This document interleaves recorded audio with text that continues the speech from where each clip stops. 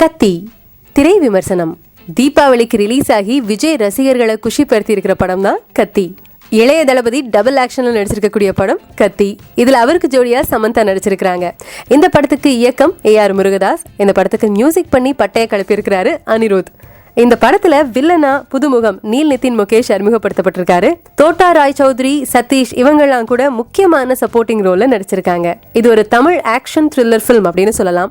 கத்தி படத்தோட ஒன்லைன் சொல்லணும் அப்படின்னா, எப்படி சோஷியல் ஆக்டிவிஸ்டான ஜீவானந்தம் ஒரு MNC கம்பெனிக்கு எதிராக மக்களுக்காக போராடுறாரு, அதுவும் குறிப்பா விவசாயிகளுக்காக போராடுறாரு அப்படிங்கிறது தான் கதையே. இந்த படத்துல விஜய் ரெட்டை வேடத்துல நடிச்சிருக்காரு. ஒருத்தர் சோஷியல் ஆக்டிவிஸ்ட் ஜீவானந்தம், இன்னொரு விஜய் கதிரேசன், அதாவது கத்திங்கிற பேர்ல நடிச்சிருக்காரு. இவர் ஒரு குட்டி திருடன் அப்படின்னு சொல்லலாம். ஆனா ரொம்ப புத்திசாலி. அழகிய தமிழ் மகன் படத்துல எப்படி நல்ல விஜய் கெட்ட விஜய் இடத்துக்கும், கெட்ட விஜய் நல்ல விஜய் இடத்துக்கும் மாறுவாங்களோ அதே மாதிரி தான் இங்க ஜீவானந்தத்தோட இடத்துக்கு கதிரேசன் வராரு. ஆனா அந்த இடத்துக்கு போனதுக்கு அப்புறமா ஜீவானந்தம் எவ்வளவு நல்லவன், அவனுடைய பொசிஷனுக்கு நம்ம வந்திருக்கோமே, நம்மளும் பொறுப்புணர்ச்சியோட இருக்கணும் அப்படிங்கறத புரிஞ்சுக்கிட்டு வில்லனான நீல் நிதின் முகேஷ் கிட்ட இருந்து விவசாயிகளை காப்பாத்துறதுக்காக போராடுறாரு. விவசாயிகளினுடைய விளை நிலங்களை எல்லாம் ஒரு MNC கம்பெனி அபகரிச்சு அங்க அவங்களுடைய ஆபீஸை நிர்மாணிக்கிறதுக்காக முயற்சி பண்றாங்க. அதை எப்படி முறையடிக்கிறாரு விஜய் அப்படிங்கிறது தான் கதையே.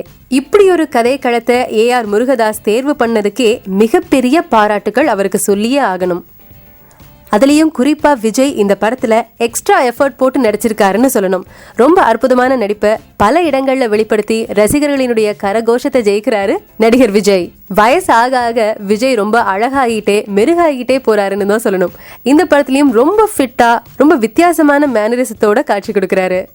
குறிப்பா மீடியாக்கள் எந்தெந்த விஷயத்த ஃபோக்கஸ் பண்ணணுமோ அதை விட்டுட்டு TRPக்காக தேவையில்லாத விஷயத்த பிரபலப்படுத்துறாங்க அப்படின்னு விஜய் பேசக்கூடிய அந்த டயலாக்கு தியேட்டர் மொத்தமும் எழுந்து நின்று கைத்தட்டுறாங்க.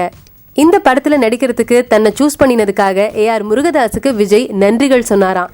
காரணம், விவசாயிகள் பிரச்சனையில இவ்வளவு உள் விஷயங்கள் இருக்கு அப்படின்றது இந்த படத்துல நடிச்சதுக்கு அப்புறம் தான் தனக்கு தெரிஞ்சதாகவும் அதை நினைச்சு ரொம்ப வருத்தப்படுறதாகவும் அவர் ரொம்ப ஃபீல் பண்ணி பேசியிருக்கிறாருங்க. எது எப்படியோ இளைய தளபதியினுடைய நடிப்புல தீபாவளிக்கு ரிலீஸ் ஆயிருக்கக்கூடிய கத்தி நிஜமாவே ரசிகர்களுக்கு ஒரு தீபாவளி விருந்து தான், சரவெடி தான்.